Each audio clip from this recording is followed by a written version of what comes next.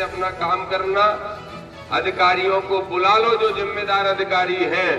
अगर आपने सोचा इस गलतफहमी में रह के दामोदर आ गया, कागज का टुकड़ा पकड़ा देगा ज्ञापन और फोटो खिंचवा लेगा और चला जाएगा, तो ऐसा नहीं है। हम तुम्हारा फोटो खींचने आए हैं, इतना ध्यान रखना तुम, ठीक है। इसलिए जो संबंधित अधिकारी है उन सबको बुला लो और हम अन्नदाता किसानों की मांगों को पूरा कर दो। बहुत बहुत धन्यवाद।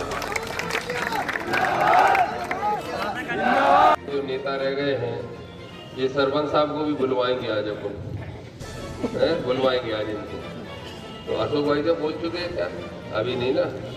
तो पहले अपन यहाँ सभा कर लेते हैं, धरना कर लेते हैं, उसके बाद पैदल पैदल चलेंगे अपन तहसील कार्यालय का घेराव करने के लिए, ठीक है कि नहीं।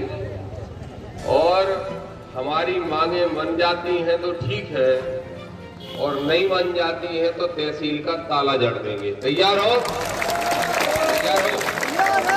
तो हम लोग अगर संतुष्ट हो गए प्रशासन की बातों से तो ठीक है, और नहीं हुए तो फिर तो लड़ाई आर पार की होगी। लड़ने को तैयार हो कि नहीं हो? बस, तो अब आराम से धैर्य से बैठो, क्योंकि बहुत सारे नेताओं को बहुत कुछ बोलना भी है।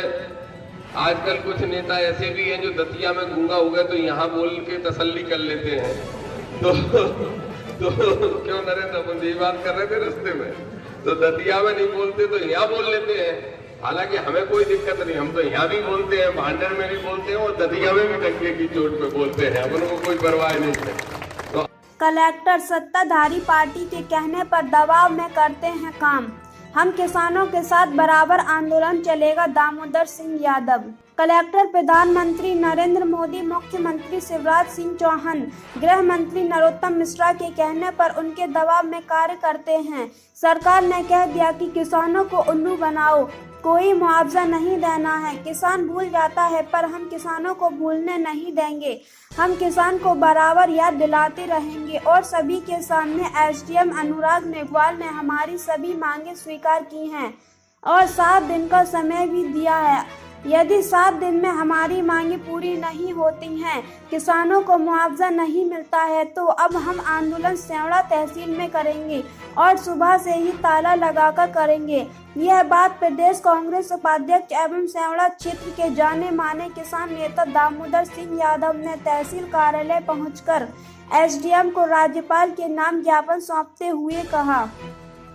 उन्होंने मीडिया से रूबरू होते हुए कहा कि यदि अन्नदाता को मुआवजा नहीं मिलता है अन्नदाता, तो हम 7 दिन बाद फिर आंदोलन करेंगे और तहसील में सुबह से ही ताला डाल देंगे। हम किसी से डरते नहीं हैं।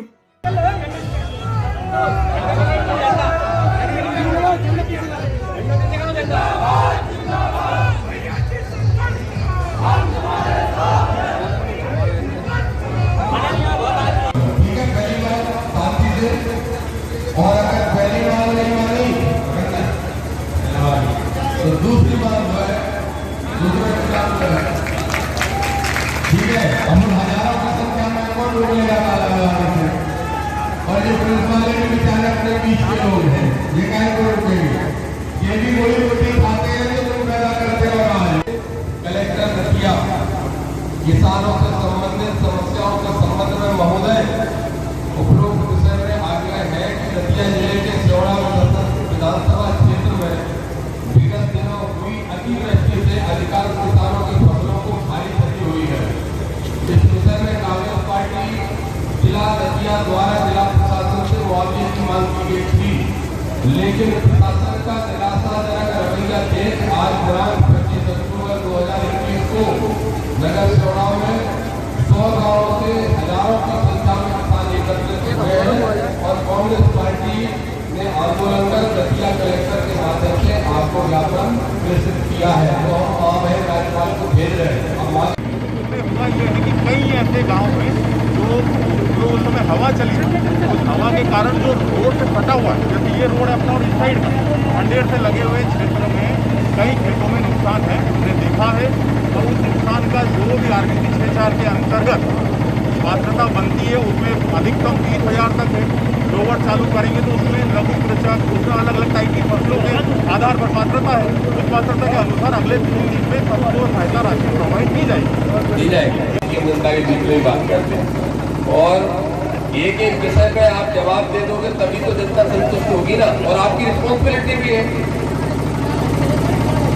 I think this is your responsibility SDM साहब कि आप जनता को, आंदोलनकारियों को संतुष्ट करें। वो भी तब जब 5 दिन पहले से चिट्ठी लिख दी गई थी, उसके बाद भी अगर आपके पास संतोषजनक जवाब नहीं है तो मना कर दीजिए, और है जवाब तो दे दीजिए। सबसे पहला विषय ये है, आप ऐसे ही बता दो, आपका हम ट्रांसलेट करते जाएंगे इन लोगों को, आप ऐसे ही बता दो। और विषय ये है सबसे पहला तो कि धान की फसलें जो चौपट हुई हैं उनका आप सर्वे करा रहे हैं क्या? बिल्कुल करा रहे हैं, ठीक है। कितने दिन तक लगभग आपका सर्वे कंप्लीट हो जाएगा? और ये सवाल मैं इसलिए पूछ रहा हूँ क्योंकि अक्सर जब प्राकृतिक आपदा आती है तो महीनों सर्वे चलता रहता है और तब तक फिर प्राकृतिक आपदा आ जाती है। ऐसा बिल्कुल नहीं है, प्रारंभिक सर्वे सभी जगह हो गया है। ग्रामीण अगर यहाँ है तो वो लोग इसको बताएंगे कि पटवारी सचिव गाँव में गए थे, सर्वे प्रारंभिक तौर पर किया है। 18 तारीख का पानी 17-18 की रात में। क्या वजह है? देखिए, ऐसा है कि एक तो कुछ दिन पहले अतिवृष्टि हुई जिससे 80% धानों को नुकसान हुआ है। उसके साथ साथ अन्य फसलों को भी नुकसान हुआ है। खाद बीज की किल्लत हो रही है, बिजली की कटौती और अवैध वसूली हो रही है। ये सारी समस्याओं को लेकर किसान बहुत परेशान था और किसान चाहता था कि हमने प्रशासन को चिट्ठी लिखी, कलेक्टर को चिट्ठी लिखी। बड़ा नाकारा कलेक्टर है, बड़ा नाकारा कलेक्टर है। आप मीडिया वाले दिखा सकते हो तो दिखाइए।